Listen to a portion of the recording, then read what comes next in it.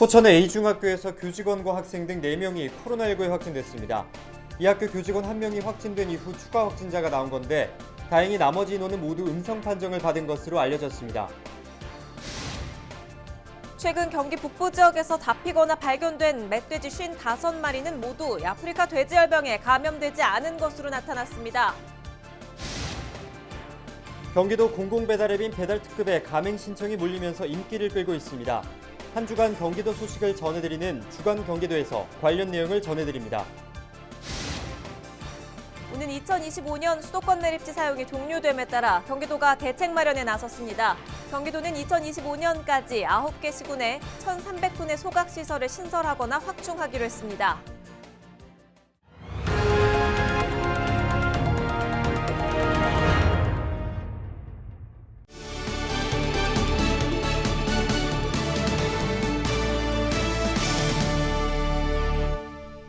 여러분 안녕하십니까? 헬로티비 나라뉴스입니다. 포천의 A중학교에서 교직원과 학생 등 4명이 코로나19에 확진됐습니다. 보건당국은 지난 14일 교직원 1명이 철원에서 확진되자 접촉한 교직원 11명과 학생 4명을 검사한 결과 교사와 교직원 등 2명이 확진됐다고 밝혔습니다. 추가 확진자가 나오면서 이 학교 학생과 교사, 교직원 등 132명을 전수조사해 학생 1명이 추가로 확진되고 나머지 131명은 음성으로 판정됐습니다. 보건당국은 추가 역학조사를 벌이고 있습니다. 최근 경기 북부 지역에서 잡힌 멧돼지가 모두 아프리카 돼지열병에 감염되지 않은 것으로 나타났습니다. 지난 3일부터 11일까지 파주와 연천, 포천 등에서 포획되거나 죽은 채로 발견된 멧돼지는 모두 55마리로 이들 개체 모두 아프리카 돼지열병 바이러스의 음성 반응을 보였습니다.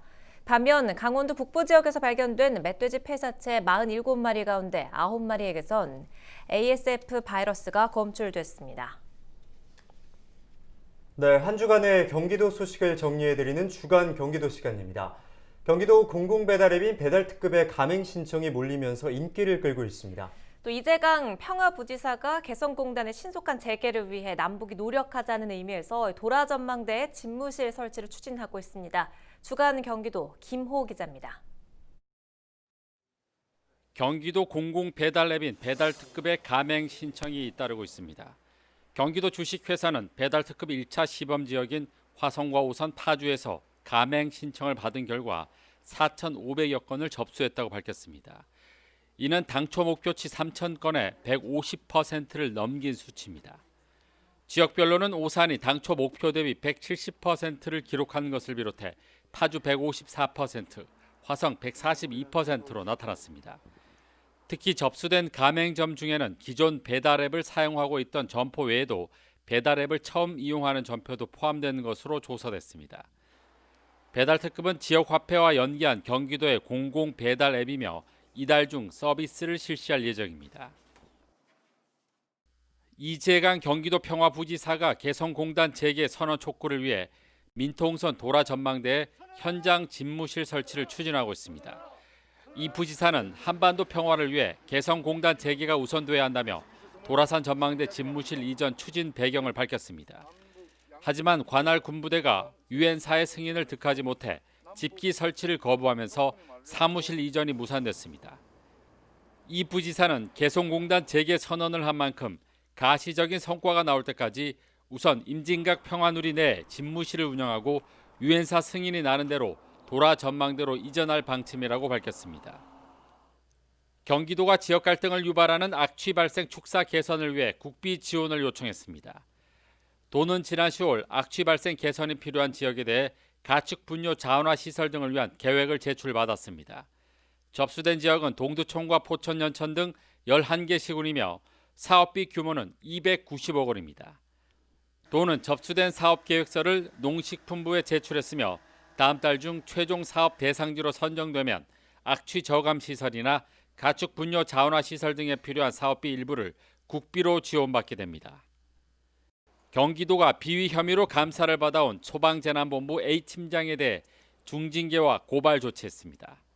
A팀장은 올해 코로나19와 관련된 물품을 구매하면서 특정 업체와 유착해 업체로부터 향응을 받고 특정 업체를 선정한 혐의를 받고 있습니다. A 팀장이 소속된 부서에서 올해 진행된 수의 계약은 68건 107억 원이며 A 팀장은 이 가운데 16건 42억 원 규모의 업체 선정과 납품에 관여한 것으로 조사됐습니다. 이에 따라 경기도 감사관실은 소방재난본부에 A 팀장을 중징계 처분하고 경찰에 고발 조치하도록 통보했습니다. 경기도는 재발 방지를 위해 수의계약심의위원회 같은 심의기구를 도입해 전면적인 수의계약 개선안을 마련해 시행에 들어갈 방침입니다. 헬로티비 뉴스 김호입니다. 네, 지난 13일에는 20여 년간 방치되었던 동두천 재생병원 재착공식이 열려 큰 이목이 모였는데요. 이번 결과를 만들기까지 지역 정치인들의 큰 노력이 있었습니다. 그동안 지역 정가에서 그 누구보다 많은 목소리를 내오신 김동철 경기도 의원과 이야기 나눠보겠습니다. 의원님 안녕하십니까? 네, 안녕하세요. 반갑습니다. 그동안 대순진리회 측의 약속 이행을 촉구하기 위해서 정말 많은 노력을 해오셨는데 이 동두천 재생병원 재착공식에 참 여러 생각이 드셨을 것 같아요. 어떠셨어요? 네, 우선 공사 재개를 환영합니다.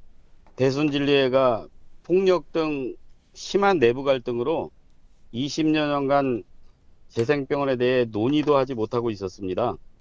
제가 첫 1인 시위를 하면서 나눠진 4개 도장이 다시 모여 회의도 여러 번 했지만 번번이 합의점을 찾지 못하고 시간만 흘러갈 때 회의를 느꼈고 5개월간 동두천 시내는 물론 4개 도장이 있는 서울 중곡동, 포천의 대진대, 충북 괴산의 중원대, 분당의 재생병원과 여주 본당을 찾아 1인 시위를 하였습니다.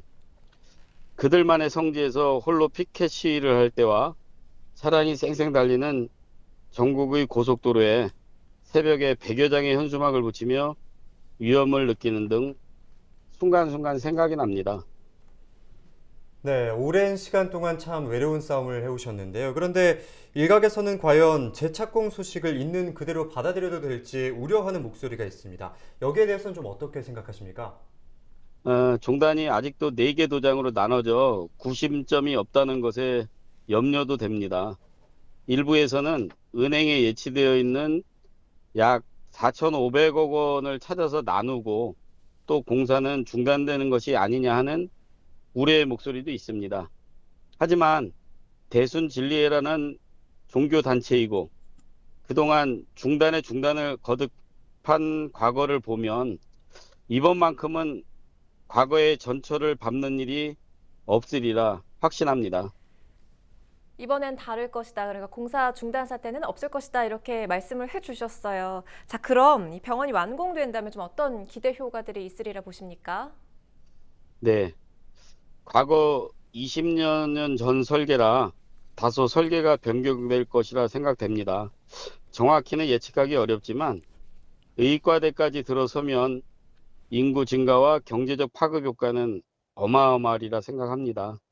어쨌든 개인의 예측이라는 전자에 말씀드리면 하루 유동 인구가 700~800명은 되고 택시라든지 식당, 숙박업 등 지역 경제에 최고의 효과가 나리라 생각합니다. 네, 병원 완공뿐만 아니라 대신대 의과대학 설립까지 참 기대가 큰데요. 끝으로 대순진리회 측에 한 말씀 부탁드립니다. 네, 우선 한없이 늦은 감은 있지만 지금이라도 재생병원의 개원을 위한 공사 재개 결정에 대해 동두천 시민과 함께 크게 환영합니다. 재생병원이 의과대학과 함께 경기 북부의 의료 서비스를 한 단계 높이는데 큰 역할을 해주길 부탁을 드립니다. 경기도에서도 할 수 있는 역할이 있다면 최선을 다하겠습니다. 시민들의 기대가 큽니다. 병원이 문을 여는 그날까지 많은 노력 기울여 주시기 바랍니다. 오늘 말씀은 여기까지 듣겠습니다. 네, 고맙습니다. 네, 지금까지 김동철 경기도 의원이었습니다.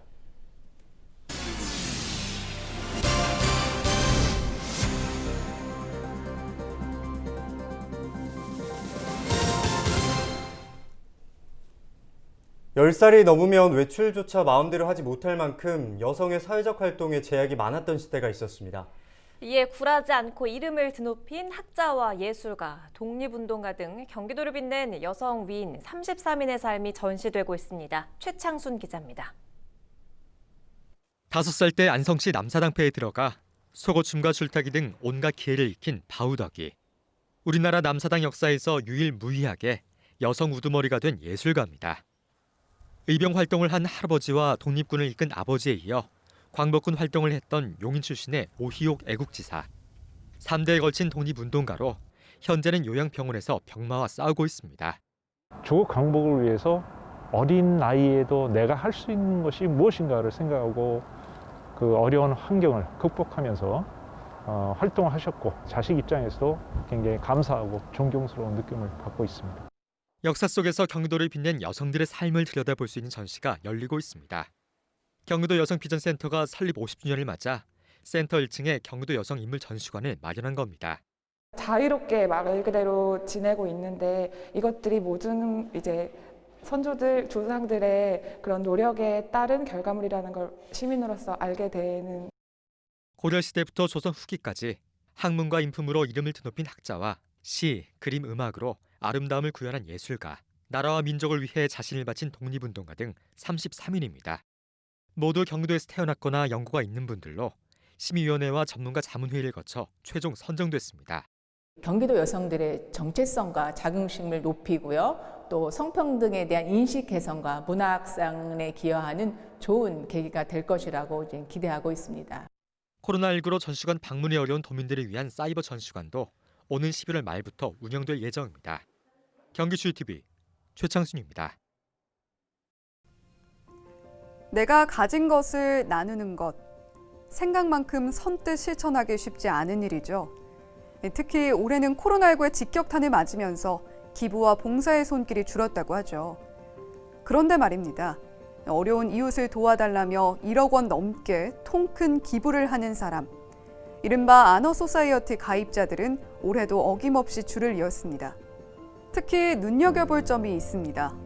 아너소사이어티 가입자가 가장 많이 나온 지역 어딜까요? 바로 대구입니다. 올해 고액 기부자로 가입한 대구 시민은 모두 20명으로 전국에서 제일 많습니다. 서울이 18명, 부산이 14명으로 그 뒤를 이었는데요. 이렇게 대구가 1위를 차지한 건 처음입니다. 올해 초 코로나19 확진자가 폭발적으로 증가하면서 큰 어려움을 겪었던 대구. 하지만 그 위기의 상황 속에서 이웃을 돕는 기부 열기는 가장 뜨겁게 빛났습니다. 박주순 씨는 지난 2월 지게차를 몰고 대구 전역을 누볐습니다. 전국에서 모여드는 구호 물품을 실어 나르고 정리하며 구슬땀을 흘렸죠. 박 씨는 지역을 위해 할 수 있는 일을 더 찾다가 고민 끝에 1억 원을 기부하기로 마음먹었습니다. 활동을 하면서 전국에서 각지에 몰려들어온 작은 선물들이 너무너무 큰 힘이 되고 그게 너무너무 고맙더라고. 대구 시민으로서 가만히 있을 수가 없었어. 같이 한번 이제 동참을 해야 되겠다. 이래 싶어서. 우리 사회가 갈수록 각박해져 간다고 하지만 이런 분들 때문에 우리 가슴이 아직은 따뜻한가 봅니다. 앵커 브리핑이었습니다.